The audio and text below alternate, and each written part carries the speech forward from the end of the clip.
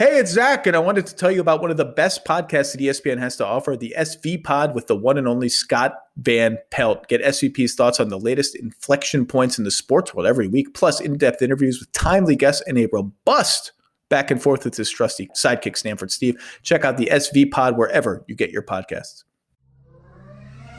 And now, the Lowe Post. Welcome to the Lowe Post on a disgusting Connecticut day, Tuesday. And it's time to discuss a topic that I've been obsessing over the possibility of avoiding because it's so radioactive. And that is what promises to be the most rollicking, competitive, frothy MVP race since 2017 when Russell Westbrook won. And there are still to this day feuds that persist because of the voting in that MVP race. I have a t-shirt commemorating the voting in that MVP race based on who I did not vote for, although it doesn't get the person who I voted for right. To help me sort through it, the one and only, the greatest to ever do it of The Athletic, Mr. John Hollinger. How are you? Doing great. Thank you for the kind words in the intro. This is going to be fun. In 2017, I lost a lot of sleep over MVP. A lot. So you were still working with the Grizzlies. You were just carefree. Conley, Gasol, Conley. I wasn't really sure how to go 1-2 with the ballot that year. Just carefree, not a care in the world. Yeah, sure, you have a job that depends on the win-loss record of a basketball team, but that's not stressful at all. Not at all. No. Piece of cake. And I ended up voting for Kawhi Leonard. A vote that I'm very proud of, that I stuck to my guns. I think it's held up well over time, and it got me a lot of vitriol from the good old internet. But it was a very hard decision. LeBron James improbably finished fourth that year, and it was one of the rare years. We have so many years where MVP is like borderline unanimous. Like the number one guy is easy. And then really you and I and other voters will fret over spots 2 through 5 because historically MVP is MVP. I mean, this is like really matters. Like when we go back and research guys' careers, like a 4th place MVP vote or a 3rd place MVP finish, it's a big deal. Yes. Most people don't care really about 2 through 5. They care who wins. But I care, voters care. And this is going to be the rare year where number 1 is not easy, no matter what people say, and we will get to that shortly. And before Anthony Davis's injury, which I think will just take him completely out of the running for anything, I think there were 10 reasonable candidates for spots 1 to 5 on the ballot, and possibly more if you're being really generous. I think Harden is probably out for the year. I just think Harden, when something like that happens, I just think the MVP is, you just sort of take a year off from the MVP, and especially when you join a team that has a superior, perhaps, MVP candidate already on it. Am I being too generous in my list of candidates? Did you have more than that, less than that? I wrote down, to make like sort of a broad list, I wrote down 12 names, although I had 9 in my core.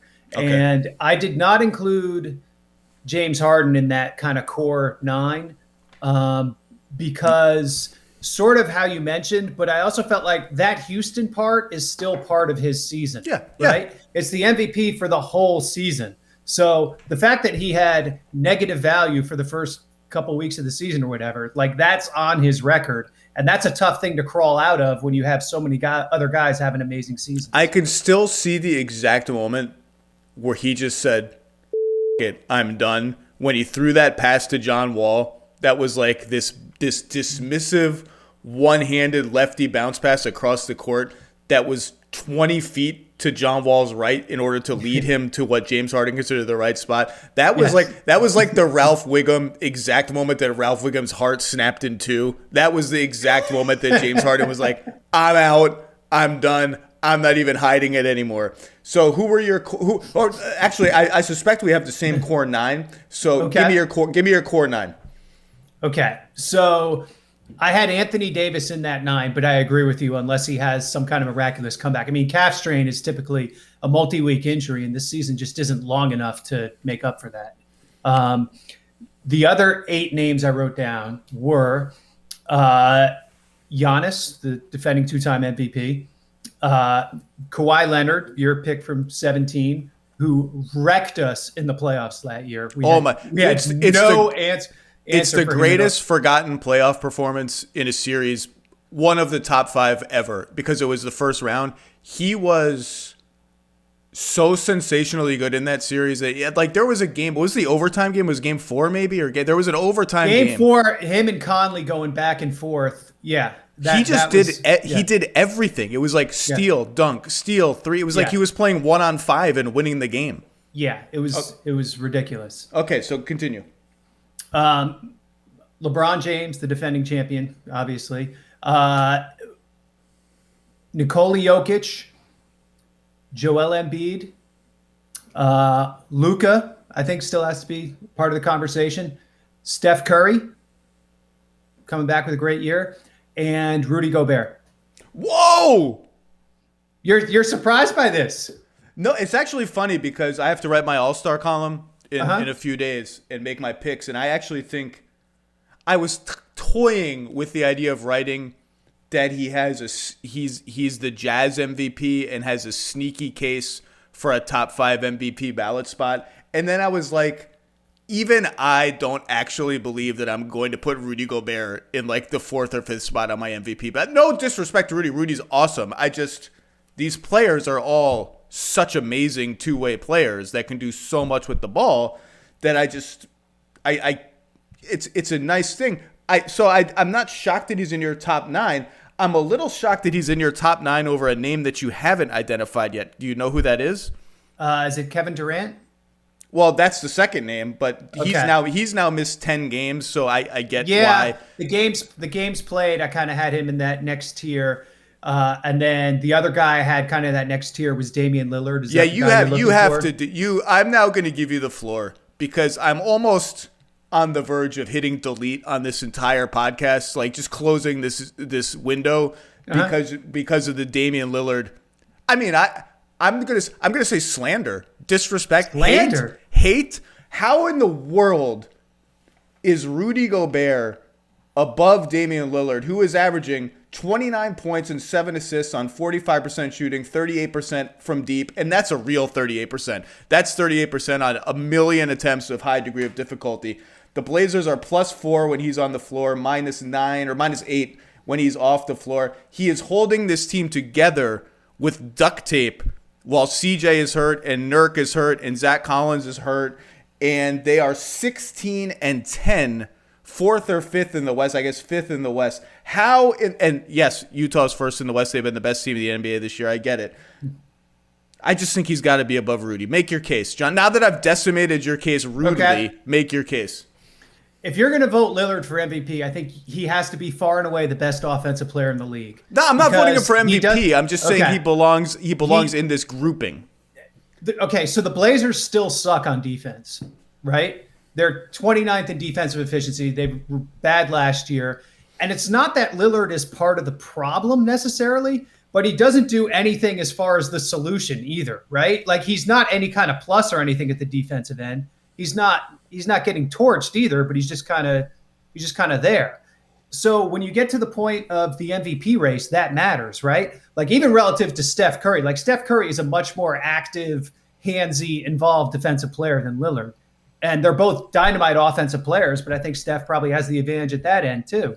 So when you really get down to brass tacks on this, it's tough to really push Lillard all the way into that top group. I mean, Portland is 16-10 right now. That's their record.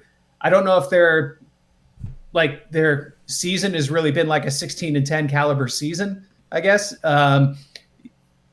If you look at, point differential or strength of schedule or whatever, like they've had a middle of the road schedule. Right. Middle of the road schedule. I'll look at their point differential shortly. But. I mean, they're trending more toward, kind of the blah 6-7 seed or whatever than something really at the top of the conference. So that's a factor too. So I guess it was just hard for me to put him in that top group. You could say, what about Luka? But I would say, say you're right. I could say, what about Luka? I could, and I will. Okay. I think Luka's been a lot better on defense this year, even though the Mavs have still not been good on defense. I think Luka individually has been quite a bit better, and does as much to carry the offense, certainly. So again, I mean, Lillard's been awesome this year. The ending of that Chicago game in particular was ridiculous. Ridiculous.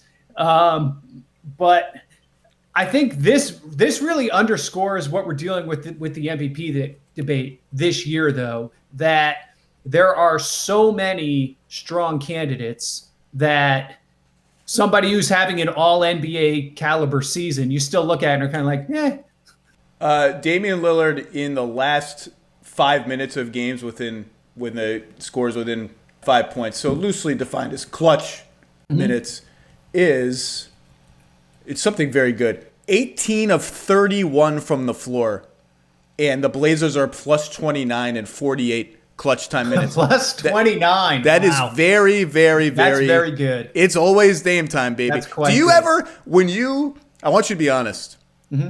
When you come up clutch in life, like when I'm trying to think what it would be, like when you have a good line in a column that just comes to your mind, or for me, when I execute snow shoveling, really, really just top notch execution. What is snow shoveling? Yeah, I don't use Southerners. Good on Georgia, by the way. Do you ever do the Dame time thing? Like, do you ever tap your wrist like it's Zach time? That's right, it's Zach time. It's like great show stuff. That's a very good crunch time. I'm just gonna say it's a very good clutch celebration. That's all.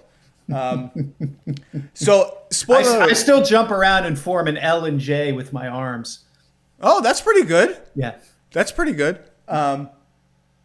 Yeah, like if I make a nice quesadilla for my daughter's lunch, that's right. Just hit the wrist, Do you ever hit your forehead to each other?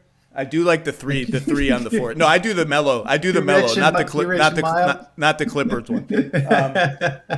Spoiler alert: if I had to fill out a 5-man MVP ballot today, neither Damian Lillard or Luka Doncic, I guess, nor Luka Doncic would be in that ballot, although they would be close. I just think Dame has to be in this grouping of I've got 10.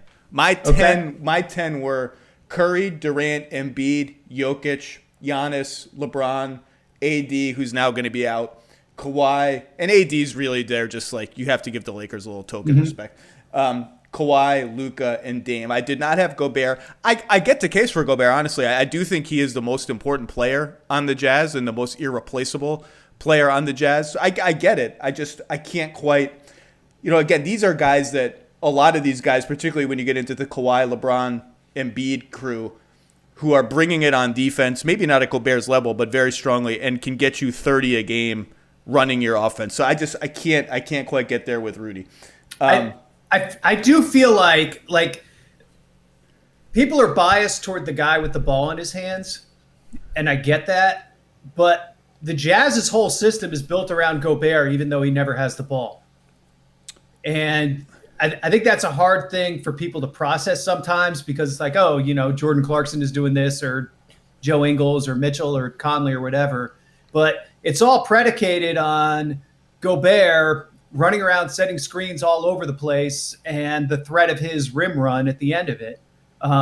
And it's weird to have a 7-footer who is no post threat at all and doesn't shoot threes and is still a really, really hugely valuable offensive player. I think it's something people have a hard time just kind of internally getting to that. Well, I feel like we had this same conversation 7 years ago, not you and I, but we, the NBA commentary and in general, about DeAndre Jordan and whether DeAndre Jordan was a good offensive player or not, because you would see him occasionally described as a one-way player, meaning he's a great defensive player who does nothing on offense. And I would always say, in the mold of Tyson Chandler, DeAndre Jordan is actually quite a very good offensive player, very important for how the Clippers play. But the point of that is, Gobert, and massively overrated on defense as well. I don't want to get into that's a different conversation. DJ. Yeah. The point of that is Gobert is an amazing rim runner. The term screen assist has been banned from this podcast. Do not say it. I do not want to hear it. He's an elite offensive rebounder. He can get you points, and like he is. You're right. I mean, their whole system is screen, swing, screen, swing. I get it.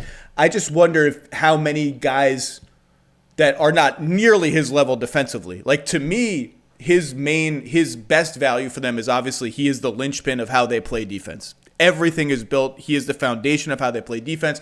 They have designed their offseason moves around the idea that he can single-handedly make them an elite defensive team, and that has been proven true this year. I just wonder how many centers could do 80% of what he does on offense just in this. Like, could Mitchell Robinson do 80% of what he does on offense? I'm asking you, like, is that unfair? It's not unfair. I think certainly more of his value is at the defensive end. I think that's fair to say. And I mean, what they are defensively this year with like really very small perimeter guys, two slow 6'6" guys playing power forward basically, and they still have managed to have an elite defense this year. And I think that's number two. It's almost entirely Rudy. Not to disparage the other guys. I mean, they all play hard and play within the system or whatever, but it's just he's the thing. He's the glue that holds that whole thing together. Well, Utah's whole defense is based on three ideas. We don't give up threes, we don't give up shots at the rim, and we don't foul. And Gobert is the first two. They don't give up threes because everyone stays home on shooters because Rudy's back there to protect everyone. And they don't give up things at the rim because all but the very best drivers get into the paint and have, I got to get out of here. Rudy's here. And they move. And the other reason they don't give up threes, though, is because Gobert is also capable of switching, which a lot of rim protectors of his level are not. Yeah, he's a little friskier in the last couple of years along the perimeter. Anyway, that's enough Rudy Gobert talk. He's not on my he's not in my final cut here, although he's having a great season. I can argue for putting him as high as third. I'm a little discombobulated. Okay. You caught me by surprise there. Third? I mean, they're the best team. I guess if everyone is going to make the argument that LeBron should win, despite, and we will get into this, despite the advanced stats, despite every stat, essentially saying someone else is the MVP.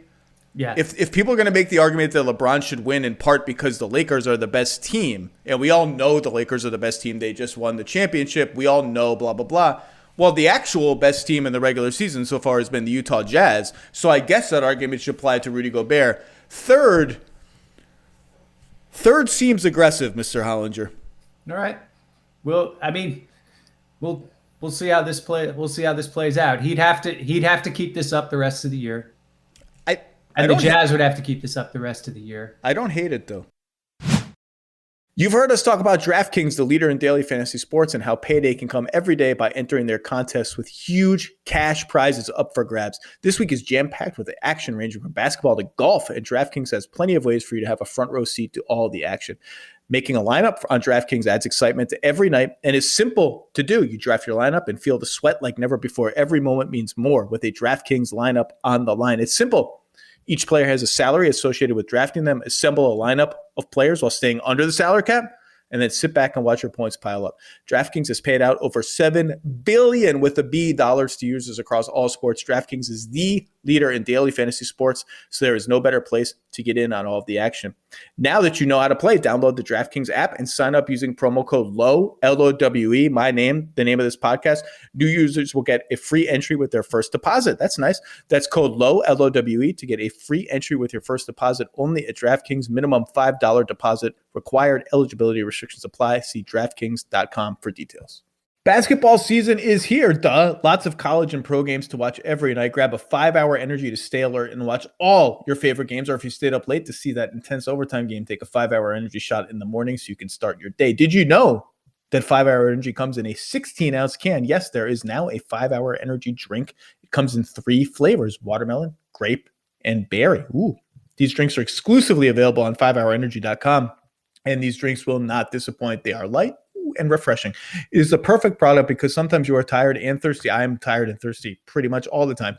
If you go to 5hourenergy.com, that is the number 5hourenergy.com, and get some 5-hour energy product today. You can use my promo code LOWE, L-O-W-E, my last name, the name of this podcast, to receive 10% off your order. This offer is only valid until April 10th, 2021. That's 4/10/2021 on one order. It cannot be used with other promotions. The code is not good on subscription orders or the 5-hour energy drink variety pack. Go to 5hourenergy.com today. Okay, so to me, I'm interested. I don't know if you actually did a 5-man ballot, but to me, there's a clear top four, I think. Although it's actually not as clear, but for me, I think I know what my top four would be in some order. Now, it's fitting we are having this discussion. So last night we had three important things happen. Durant missed his 10th game of the season. And so if Durant played every game from here on out, I think the games missed thing goes away. But right now, freezing the season, he's missed a third of the season. That's enough to knock him out. And he will miss more. He's out again, I think, tonight. Yeah. Embiid missed another game, his sixth of the season, and they lost. They are 1-5 without Embiid. And I believe 17-5 with Embiid. So now we're nearing that line of like, when does missing games help your case and when does it hurt your case? He's like right on that line. And Curry went bananas again last night and is now at 49.9% from the floor. So basically 50, 40, 90 again. Just an absolute ridiculous season. But I still think that I have a top four. Okay. And then I have a little drop off, and then I think I know who I would put fifth. My top four, in no particular order right now, are Nikola Jokic, LeBron James, Joel Embiid, and Kawhi Leonard. I think that's a tier. Those have been the four best players in the league so far. In totality, like I think Durant has been at that level, but the missed games are what they are. Do you have any source of disagreement there? I suspect you do, and what is it? What about Giannis? Yeah, it's interesting. Giannis, 28, 11.5 rebounds, 5.5 assists, 56% shooting, 64% on twos. No buzz. I think there's Giannis fatigue, certainly. The Bucks have not been as good this year. Their point differential has been better than their record. They've lost some close games and won some games by a zillion points. I think subjectively, when I've watched Milwaukee this year, I feel like I felt him a little bit less. And maybe his usage is down. They're trying to do some things differently, which I think is smart. That they should be using the regular season as a lab a little bit to try some things rather than just run one system the whole regular season, rack up 60-something wins, and then get surprised in the playoffs when it doesn't work against a certain opponent. So I think that strategy makes sense, but I think it definitely hurts Giannis's case for MVP this year. I'm with you. I did not have him in my top four, but I felt like we at least needed to mention him, right? Well, he's third among this group in player efficiency rating, which is some junk stat that's some ass stat. Who came up with that thing? So the top two are the two centers, and Giannis is third. Interestingly, so I think a couple of things happen. Number one, the Bucks their record is, I think, middling for what we would consider our expectations. His usage is down, which is fine. He has had Drew Holiday until health and safety protocols to carry more of a load. His usage is still very high. He's beyond that, he's their only source of free throws. When he's not on the floor, they just don't get to the line at all. And obviously he doesn't shoot free throws very well. And I think both subjectively and by the numbers, when I look at the tracking data, his defense hasn't been as good this year. Last year, he was my pick for Defensive Player of the Year. Opponents shot like 40% at the rim when he was around. That's up to 57% this year.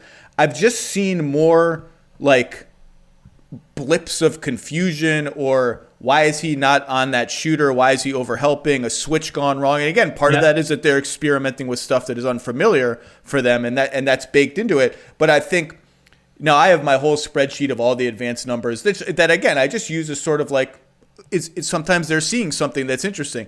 Last year, all the advanced numbers, and I've got like 10 columns on this thing, they all screamed out, this guy's by far the best player in the NBA. Yes, it's not close. Without a doubt. This year, player efficiency rating, he's third. That's actually about the best he ranks in any of these advanced stats. The advanced stats are screaming out, something's not the same this year. Yeah. He's in the middle of the pack and well behind these other guys. So I don't really, his numbers are crazy good. This is a crowded field. If you wanted to put him in the top three or whatever, I wouldn't really have a strong case, particularly since I think he's missed only one game and Kawhi has now missed 6. And then there is the fatigue factor, which is hard to quantify. And I feel it too, of like, wake me up in the playoffs kind of thing. Yeah. Yeah. And I wonder if that's almost what's going on with him. Like sometimes I feel like there's a little bit of LeBron in Cleveland regular season chill mode going on with him. Like somewhere in the back of his mind, he knows these regular season games don't matter anymore for the Milwaukee Bucks and for his, for his goals and his legacy or whatever. And he's just, I think the bar to three-peat as MVP for voters is going to be incredibly high. And when you get rolled in the second round by the Miami Heat, it gets even higher. Yeah. By the way, I meant to say this before. You mentioned the Blazers. Their point differential is plus 0.2 per 100 possessions. Very interestingly, the Blazers and the Spurs are punching well above their weight record-wise. The Spurs also have basically a dead-even point differential. Just something to monitor because I think both teams have been kind of feel-good stories for the season, and we'll see if it keeps up. Let's just talk about the elephant in the room. Mm-hmm. Ramona Shelburne tweeted this quote from PJ Carlissimo last night. Basically, PJ said, I'm paraphrasing, if LeBron stays healthy, and I guess the Lakers stay this good, it would be a disgrace. The word was disgrace, I believe, for anybody else to win MVP. And I think LeBron won the Tim Bontemps Memorial straw poll pretty handily, which indicates to me that there's going to be enormous sentimental support for LeBron James to win. And I think that support is obviously based around two ideas. Number one, they won the championship last year, and the guy who beat him for MVP, his team flamed out again in similarly depressing fashion, whereas LeBron rose to the moment and was clearly the best player in the bubble. It wasn't close. Number two, this sort of idea that like every generationally amazing player, from Michael Jordan to Shaq to LeBron, the idea that he's been robbed of multiple MVPs that are truly his, the Karl Malone factor, the Steve Nash factor, whether you believe that or not, that he's been robbed of MVPs. And I think the argument for LeBron is strong. 26, 8-8 on 50% shooting, 39% from deep. He's played every game. The Lakers are the defending champions. They're 21-7. They are plus 11 with LeBron on the floor, minus 3 with LeBron off the floor. Once again, cannot survive when LeBron sits, even when AD is on the floor. They're plus 6 when LeBron plays without Davis, which is always a good litmus test of an individual's impact. His defense has been as good to me as it was last season. And look, Embiid and Jokic, let's not put too fine a point on it. Embiid and Jokic lap him statistically. Not lap. Maybe lap. It's not close. If you're going just by the numbers, those two guys have been the best players in the league. And it is not close. Now, that does not mean to me that there's an argument for LeBron. If you froze the season today, I might vote for LeBron. I don't think I would, but I might. I'll tell you who I will vote for towards the end. The argument for LeBron is 21-7, whereas Jokic's team is, screwing around in the middle of the Western Conference playoff race, 15-11. 15-11 and 7th. Now, 7th sounds bad. They're 2 games out of 4th, 3 games out of 3rd, but 7th. So team record matters. It just does. And so if you want to throw out Jokic for team record or put him below LeBron, that's fine. Embiid, I mentioned the 6 games missed. If we project that, if he keeps missing games at that exact rate, he's going to miss a pretty sizable chunk of games, and LeBron has played every game. So there's your door open for LeBron to win on the merits, separate from the fact that I think the number one reason he would win is we all know he's the best player. And so there is a foolish feeling that many voters, and I feel it sometimes too in my gut, not as much as others because I really try to compartmentalize just this season. Let's look at just this regular season in a vacuum. That's it. Knowing what comes next in the playoffs may make my vote look silly or maybe better, but let me just put my horse blinders on and look at this season only.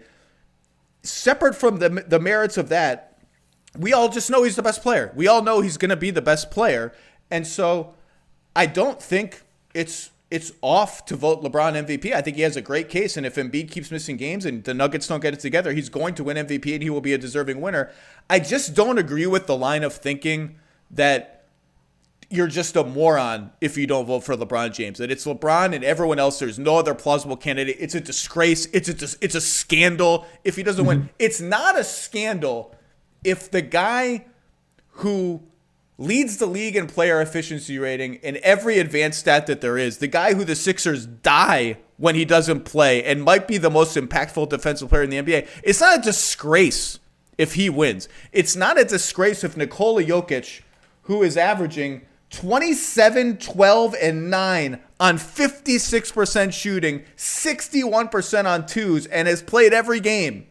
And the Nuggets are +8 with him on the floor and -3 when he sits and can't score a freaking basket. And Jamal Murray, by the way, is back to regular season Jamal Murray. It's not a disgrace if Nikola Jokic, who leads the league in basically every advanced stat that exists, it's not a disgrace if he wins the MVP. That's all I'm saying. I don't know. I can tell you later who I think I will vote for. It's not a disgrace.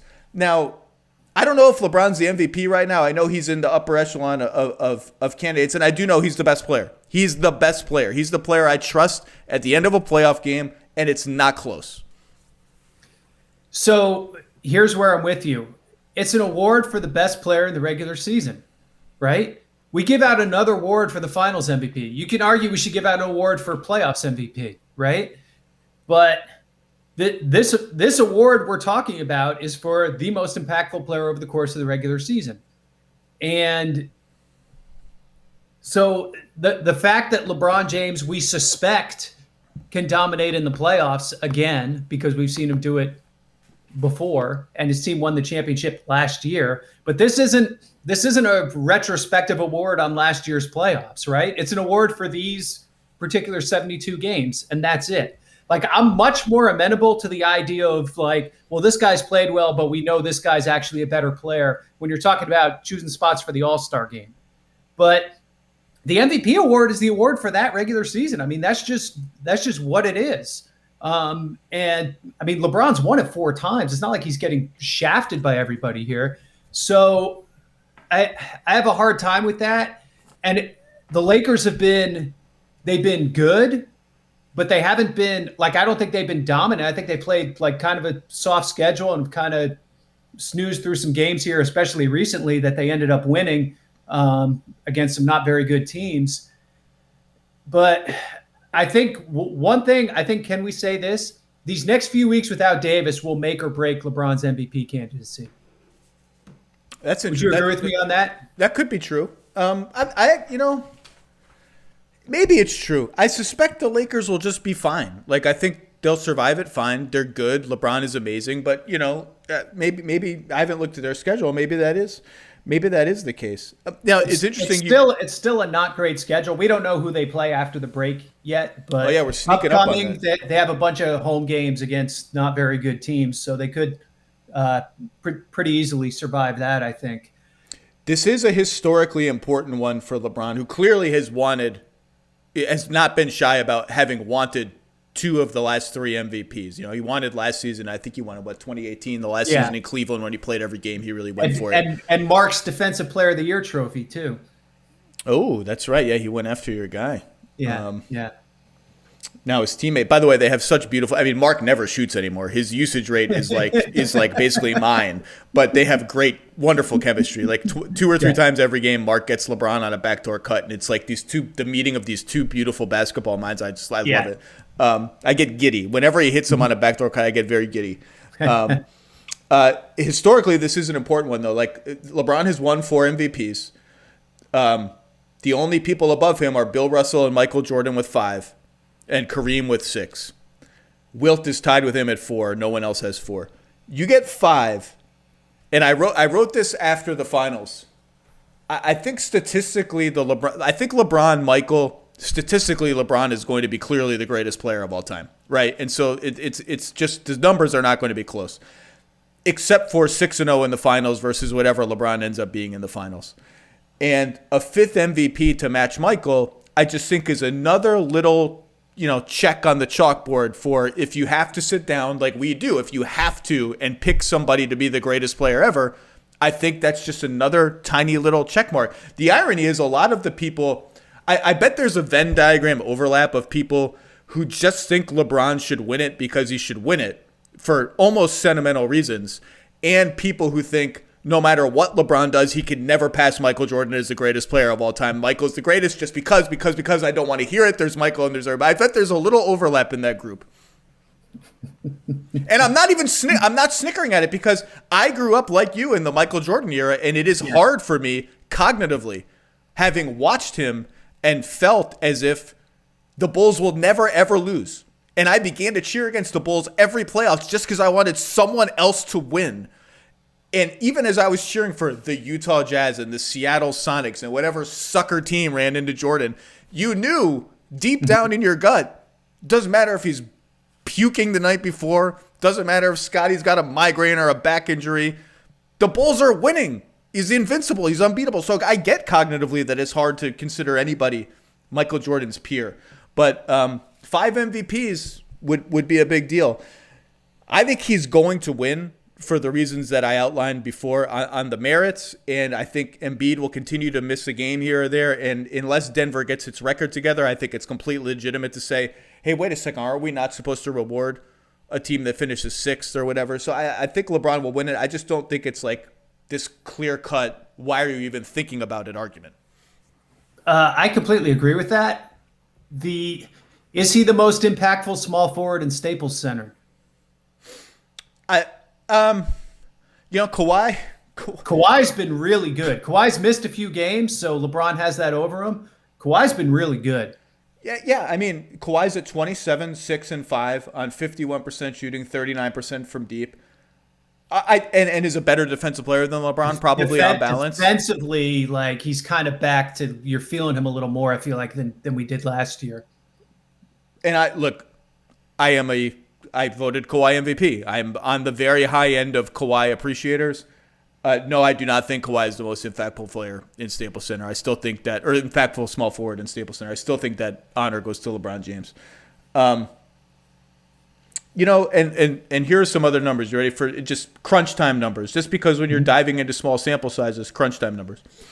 Last 5 minutes of close games this year, LeBron 24 of 49 from the floor. The Lakers are 10-3 in those games. He's plus 52. That's one of the highest numbers in the league. Jokic 22 of 44.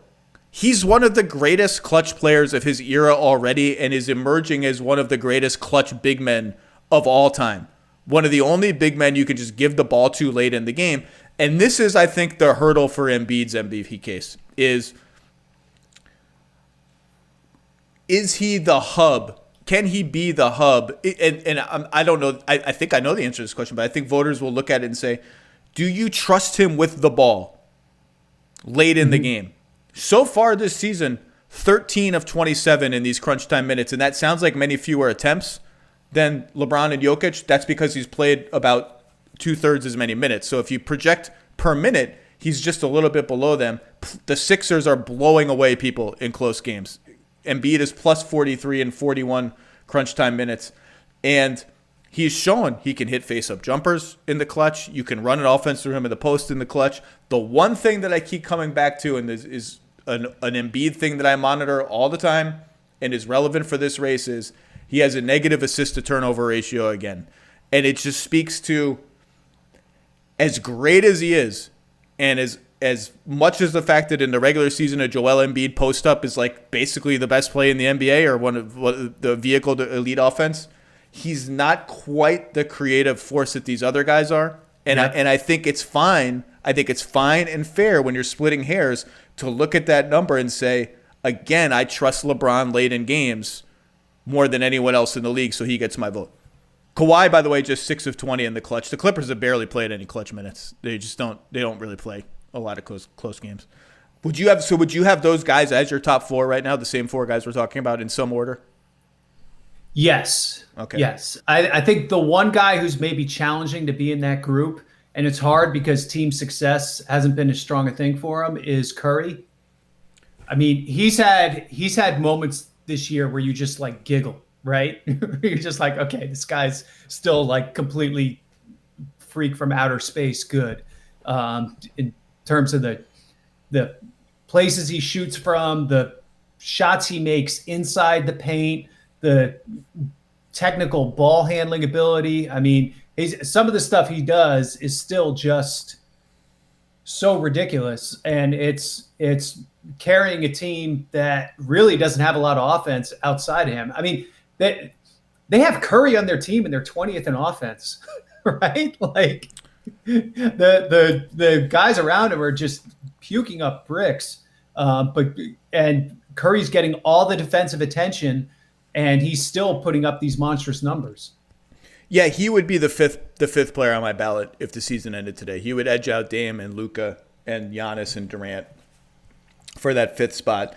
30 points, 6 assists, 5 rebounds. The Warriors score 113 points per 100 possessions with Curry on the floor and 100, which is sub-last when he sits.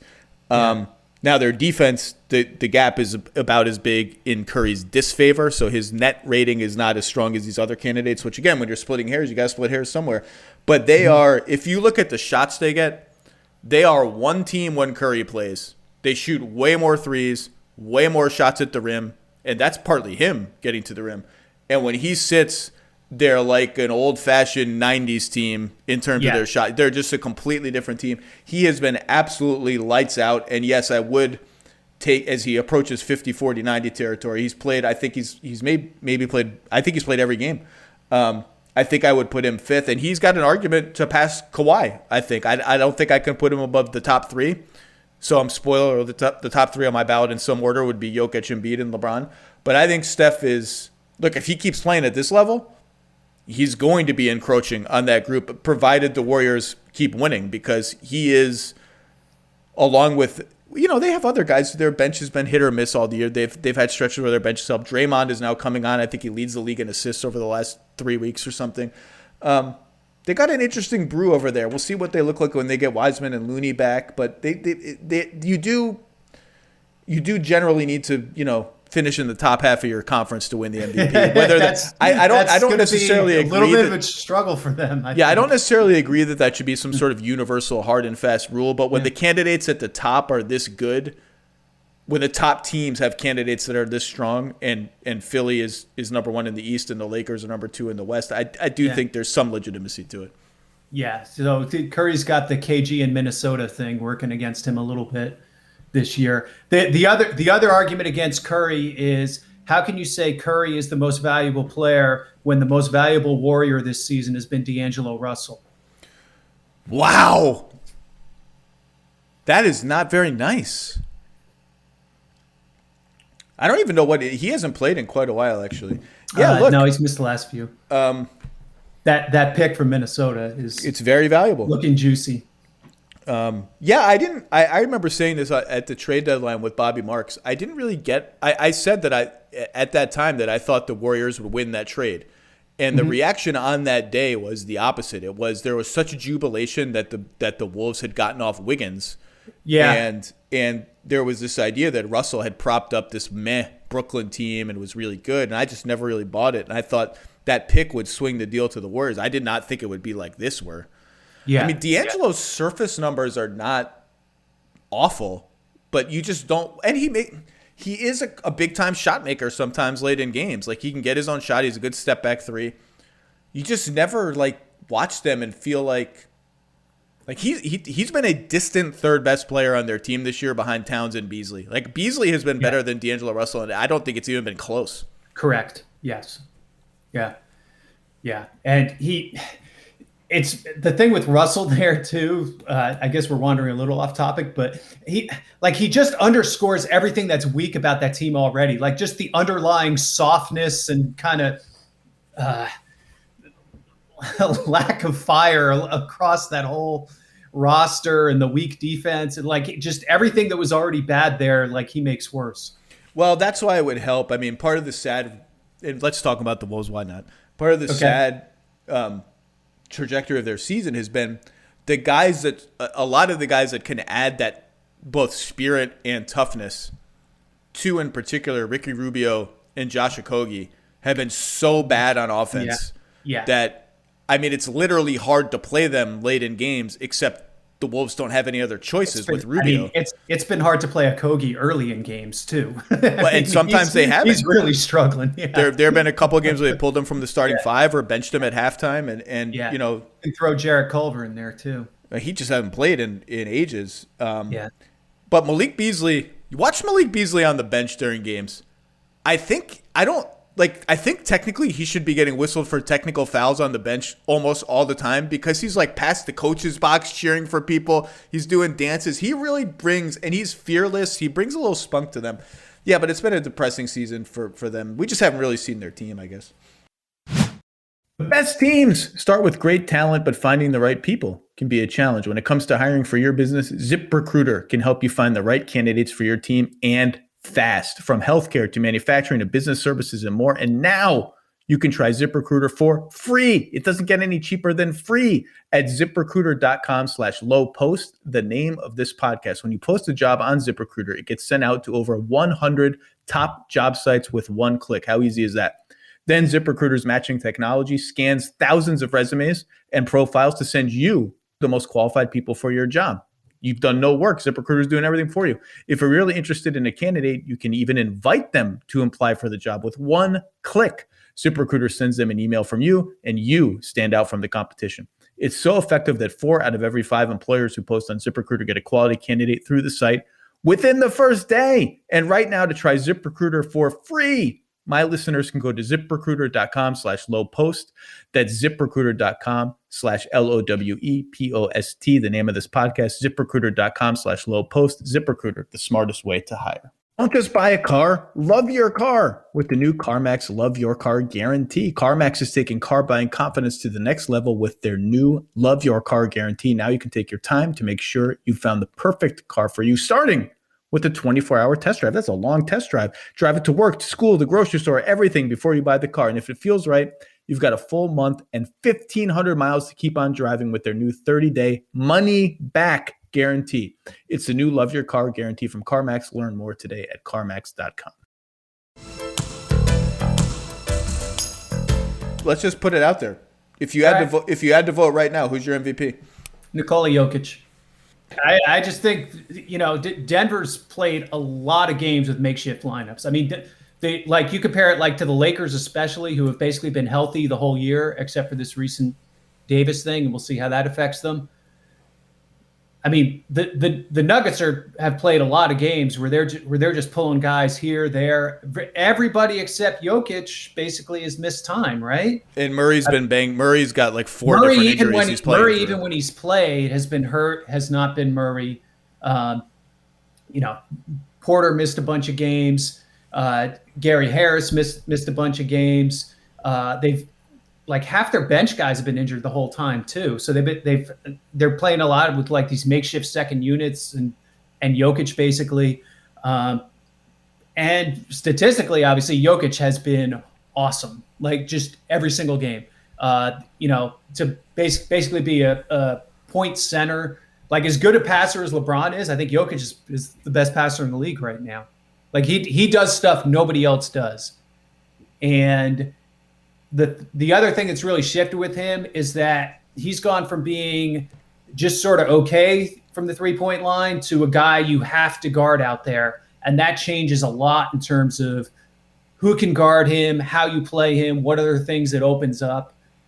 And he's also become an awesome offensive rebounder very quietly. Gets a bunch of points on tip-ins. 61% on twos. Like, that's ridiculous. Crazy. And he's not taking a lot of, he makes some of these post-ups look like easy shots because he's so skilled and so big and has such a soft touch. He makes a lot of tough shots in the post. With very few exceptions, defenses either have to double team him or he's going to just put somebody in the basket and get a layup. Like, you just have to send help and hope that you send it in a way that it at least mildly confusing for him in terms of what the reads are. But usually he's 4 steps ahead of whatever you're doing. Yeah, exactly. And you're just living with threes from these secondary players at this point. Like, you're basically saying, okay, Paul Millsap, beat us from the 3-point line. PJ Dozier, fire away.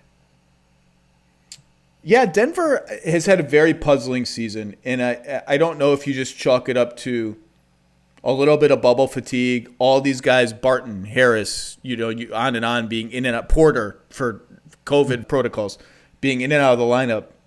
Maybe you just chalk it up to that. I think the Jeremy Grant departure, which looks terrible now that Jeremy Grant's playing so well in Detroit, in terms of his impact on their current team, I think it was a little overblown, but they do miss him some.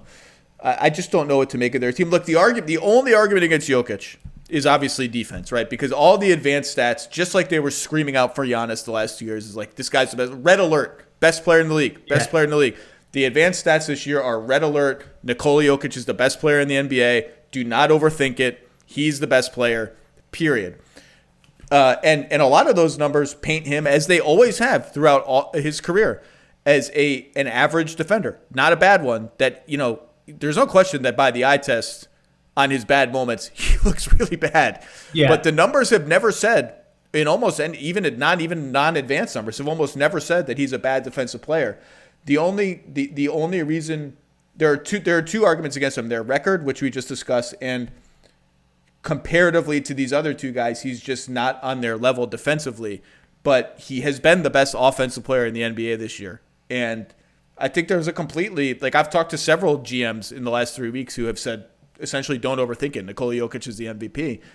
Mm-hmm. I'm overthinking it, but this is not. My point in saying that I've talked to front office people who have said that is this is not some weird heterodox stats nerds view. This is people inside the game saying this to me. Yeah, and I think Jokic is definitely in better shape this year, and it's helped him be more consistent at the defensive end. You see, I do think, like, even a year ago, there were times where he would take plays off at the defensive end, or he'd just get pissed off about a call and take a horrible Euro foul with his team in the bonus and things like that. And you just haven't seen that this year. I think he's been more consistent at that end. And then he has long arms. He's pretty light on his feet, even though he doesn't look it. Like, he's got the highest steal rate on their team, actually. He's got great hands. He's got great hands. His hands translate to defense. Yeah. And so I think he's been an above average defender. Now, is he in the same category as Kawhi, LeBron, Gobert, Giannis? No, he is not. Embiid. He is not in their category on defense. He is not going to be under consideration for all defense votes. I think that is clear. So he has to be offensively dominant in order to be the MVP. But I think he's got a case that he's been offensively dominant. You might be swaying me. I mean, look, I love Jokic. No one has to sway me on Jokic. Persuade you to vote for Jokic? What is happening here?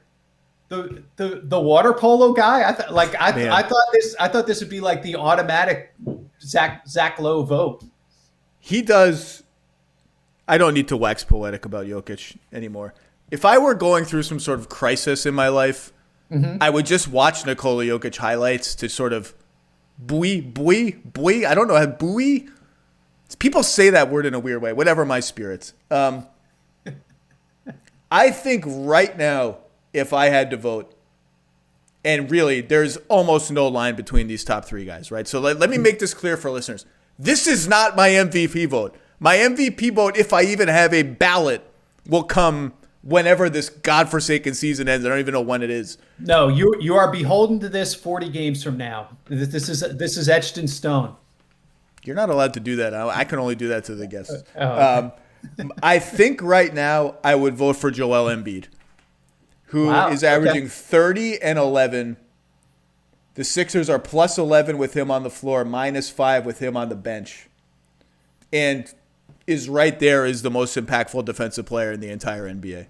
And offensively has made a leap in terms of his efficiency, his ability to create shots for himself. His long two has been just on automatic all year.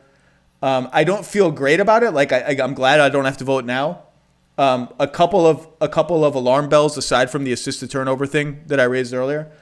The Sixers are getting outscored when Embiid plays without Simmons by about 4 points per 100 possessions. Simmons gets hammered for that.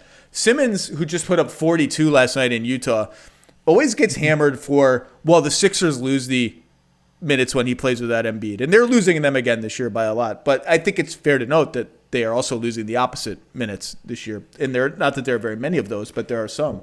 And obviously there's the missed games. We'll see where that finishes up.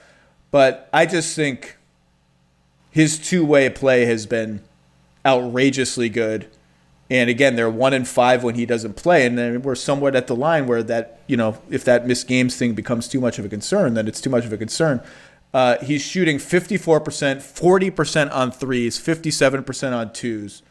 Yeah. And he is a human free throw. Drawing an absurd number of free throws. Exactly. I wrote a couple weeks ago, he is on pace to break Wilt Chamberlain's all-time record for most free throw attempts per 36 minutes. When you're breaking a Wilt Chamberlain 1962 record, you're doing some serious work.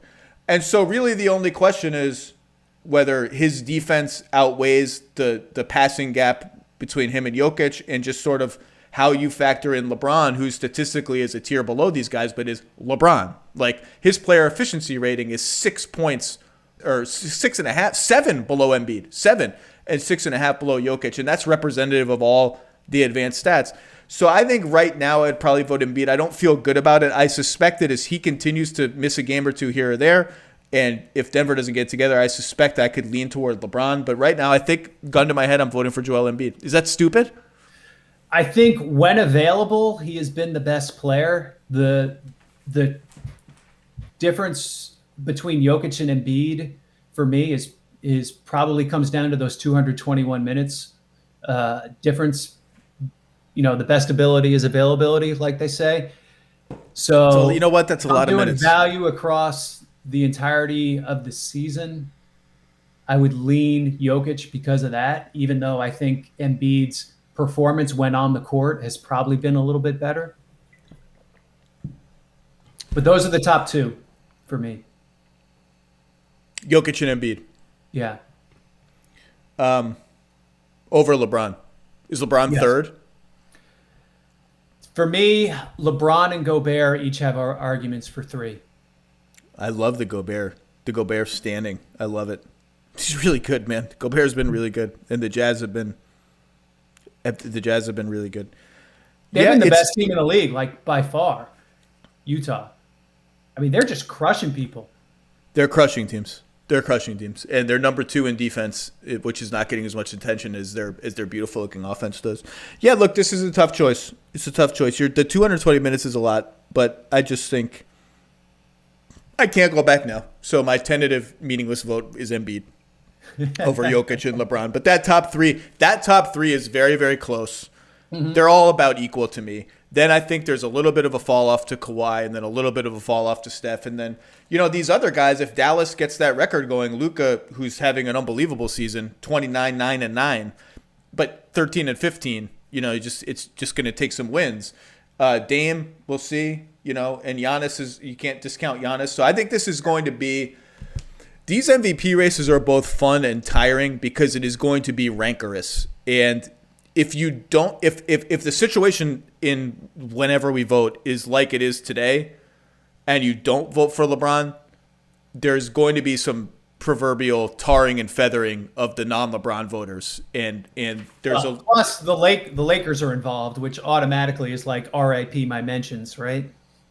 Yeah, just don't check your mentions. That's tip number 1. But I think it will even spill over into there will be vitriol in the media back and forth about it, and but LeBron has been unbelievable, and the Lakers are 21-7, and he is the glue holding everything together there. And really, it's actually kind of astonishing. I've been writing this for 3 or 4 years in anticipation of him. I think last year passing somebody for third all time in minutes played, postseason and regular season. Because when you combine those, he's like 7th in regular season minutes, but that understates how much he's played. It's just astonishing what he's doing.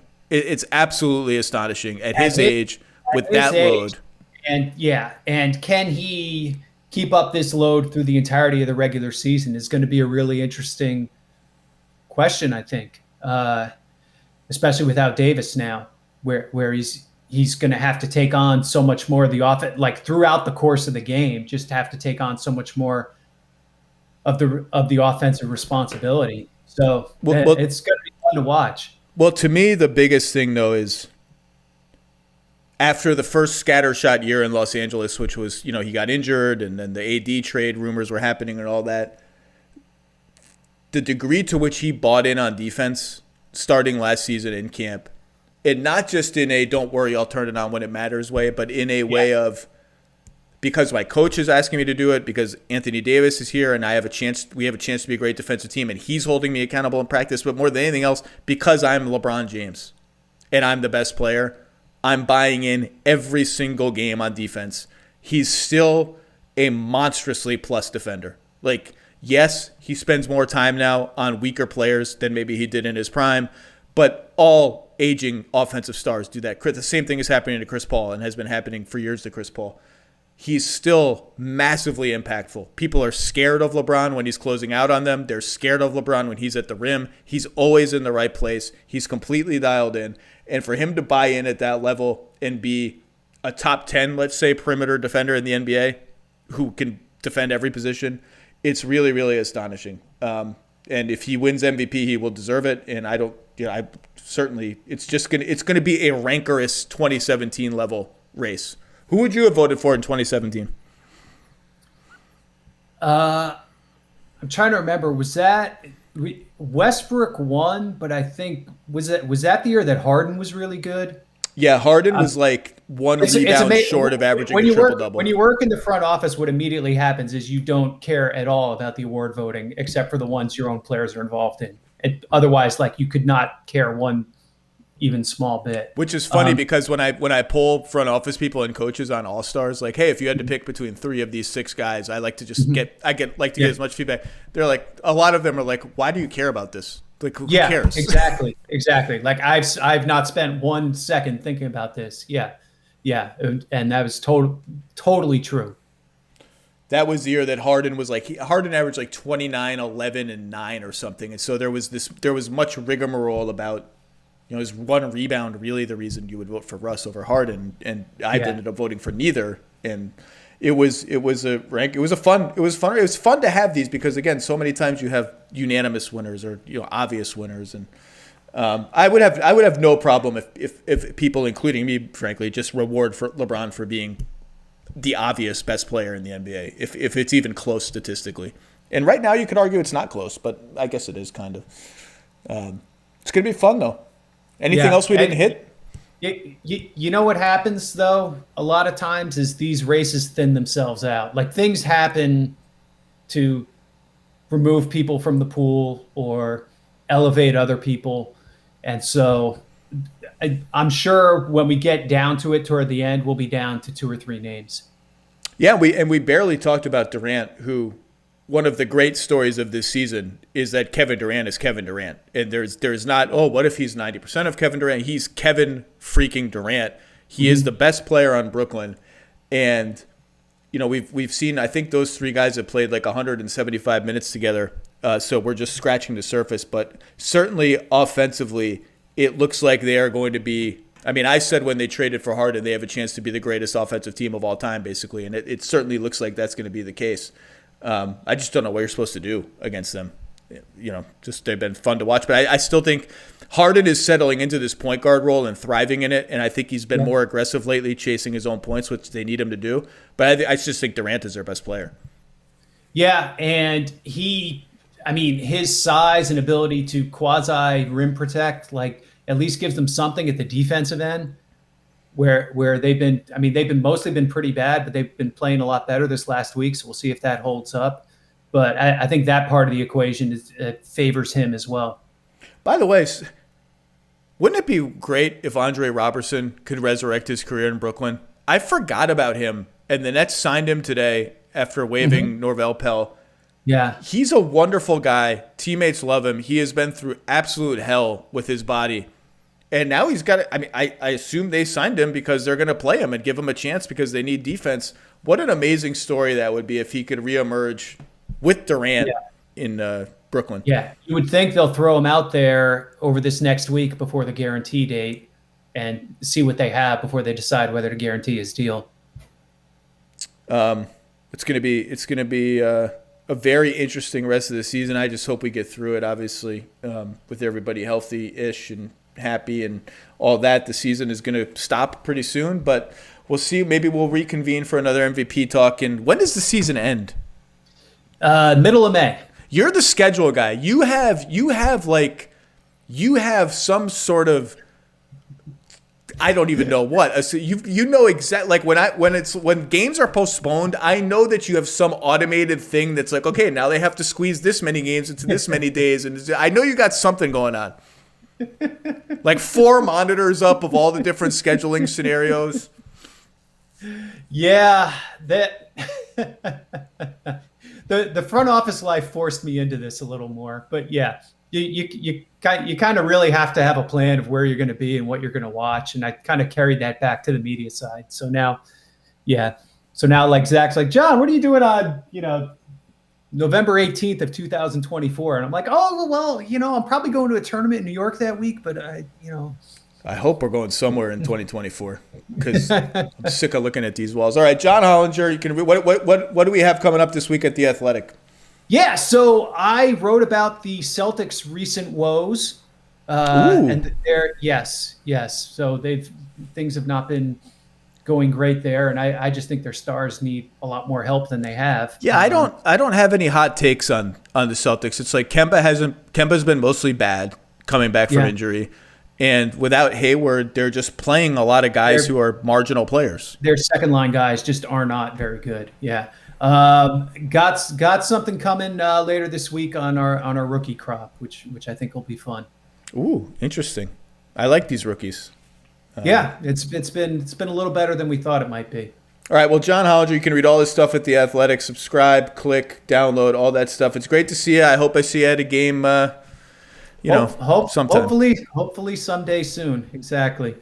Stay safe, my friend. You too.